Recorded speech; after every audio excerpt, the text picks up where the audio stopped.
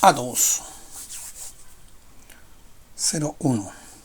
Los átomos son las piezas básicas de la química y de todo el universo. De ellos están hechos los elementos, los planetas, las estrellas y todos nosotros. Entender los átomos, cómo están constituidos y cómo interaccionan, ayuda a entender casi todo lo que ocurre en las reacciones químicas del laboratorio y de la naturaleza. Bill Bryson escribió que cada uno de nosotros puede llevar hasta 1.000 millones de átomos que en otro tiempo pertenecieran a William Shakespeare. Piensa eso. Eso es un montón de átomos muertos de Shakespeare. Bueno, sí y no. De un lado, 1.000 millones es más o menos el número de segundos que cada uno de nosotros habrá vivido al cumplir los 33 años. De otro lado, es el número de granos de sal que llena una bañera normal, y menos de una millonésima del número de átomos del cuerpo. Eso nos da una idea de lo pequeño que es un átomo.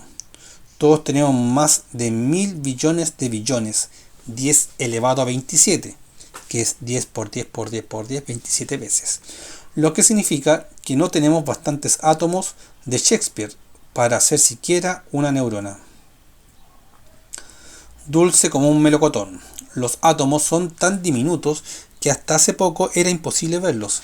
Eso ha cambiado gracias a los microscopios de super alta resolución, hasta el punto de que en el 2012 un científico australiano lograron fotografiar la sombra de un átomo.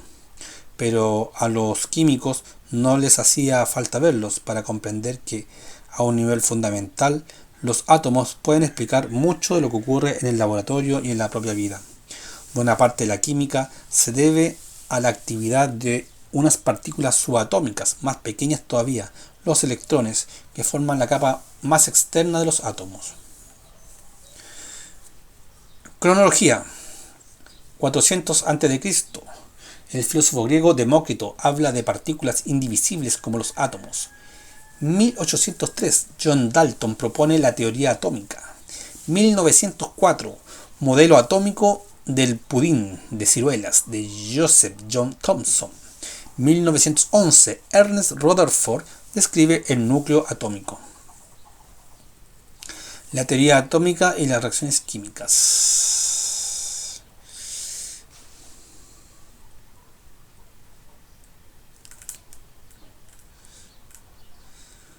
En 1803, el químico inglés John Dalton propuso en una conferencia una teoría de la materia basada en unas partículas indestructibles llamadas átomos.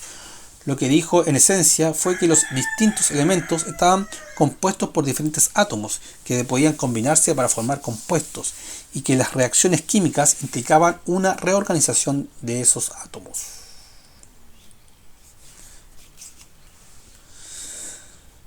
Si supiéramos sostener un átomo en la mano, cual un melocotón, el hueso sería lo que llamamos núcleo, que contiene protones y neutrones, y la carne jugosa estaría formada por los electrones.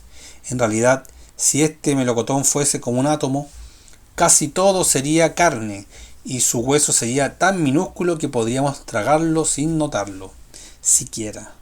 Tanto es el espacio del átomo que ocupa los electrones, pero el núcleo es lo que impide que el átomo se disgregue,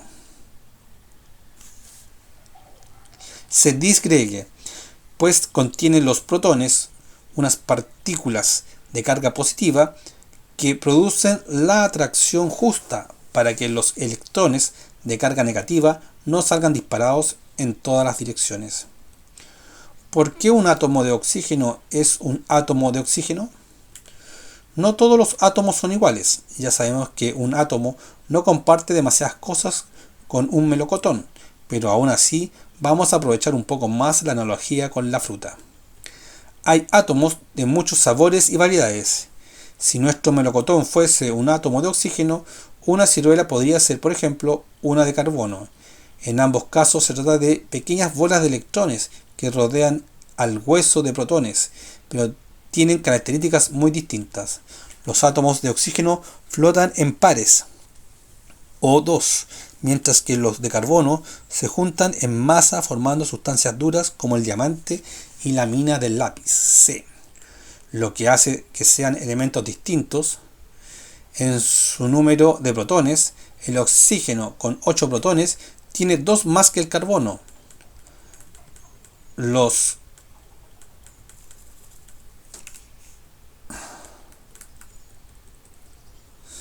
elementos más grandes y pesados, como el cianuro y el novelio, tienen más de 100 protones en su núcleo atómico. Cuando en el minúsculo espacio de un núcleo conviven tantas cargas positivas repeliéndose entre sí, el equilibrio es difícil de mantener y por eso los elementos pesados son inestables. Por lo general, un átomo, sea del tipo que sea, tiene tantos electrones como protones en el núcleo. Si pierde un electrón o si captura uno de más, las cargas positivas y negativas dejan de compensarse y el átomo se convierte en lo que los químicos denominan ion, un átomo o una molécula con carga. Los iones son importantes porque su carga ayudan a unir todo tipo de sustancias, como el cloruro de sodio de la sal de mesa o el carbonato de calcio de la cal, que se deposita en vasos y teteras.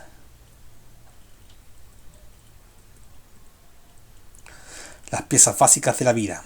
Aparte de las cosas que encontramos en el armario de la cocina, los átomos forman todo lo que repta, respira o echa raíces, incluso moléculas tan complejas como el ADN o las proteínas que forman nuestros músculos, huesos y pelo. Consiguen esto formando enlaces con otros átomos.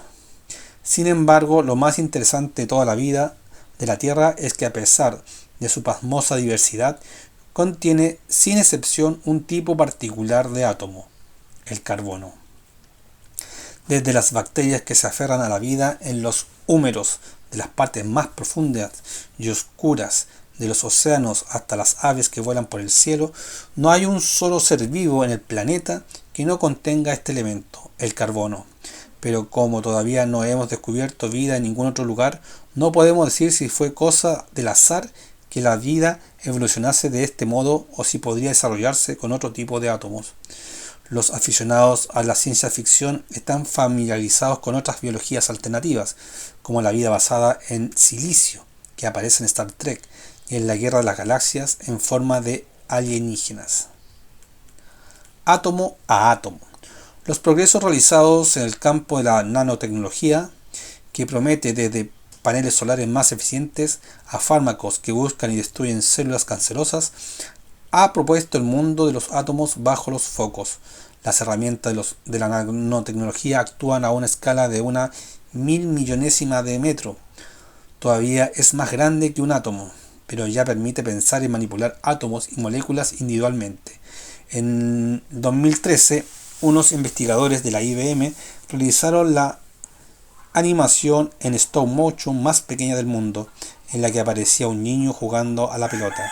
Tanto el niño como la pelota estaban hechos de átomos de cobre, todos los cuales se podían apreciar individualmente en la película.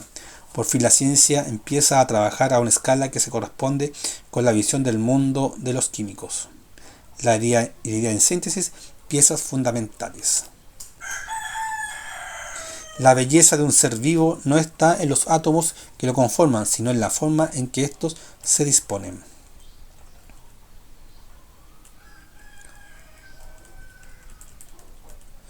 Dentro del átomo, el primer modelo de átomo de pudín de ciruela de J.J. Thomson lo concebía como una masa de carga positiva, el pudín con ciruelas de cargas negativas, los electrones distribuidas homogéneamente en su interior. Ese modelo ha cambiado y hoy sabemos que los protones y otras partículas subatómicas llamadas neutrones forman el diminuto y denso núcleo del átomo y los electrones una nube a su alrededor. También sabemos que protones y neutrones contienen una partícula aún más pequeña, llamada quarks. Los químicos no suelen ocuparse de estas partículas más pequeñas que estudian los físicos haciendo chocar átomos en aceleradores de partículas. Pero es importante recordar que el modelo científico del átomo y de cómo se forma la materia en nuestro universo no deja de evolucionar.